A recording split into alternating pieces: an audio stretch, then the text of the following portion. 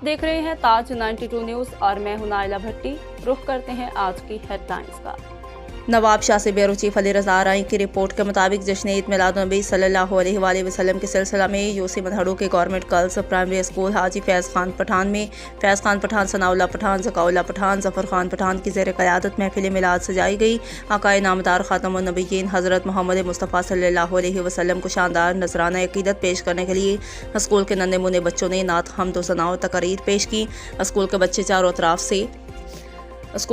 चारों अतराफ से सरकार की आमद मरहबा और जश्न आमद रसूल सल्लल्लाहु अलैहि वसल्लम की सदाएं बुलंद कर रहे थे। इस मौका पर उस्ताद मोहम्मद इशफाक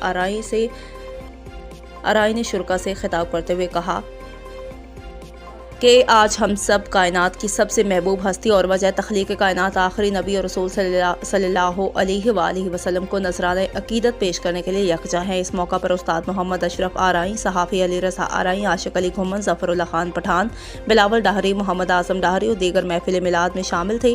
आखिर में मिलाद के शुरका में मिठाई तकसीम की गई और दुआए खैर की गई।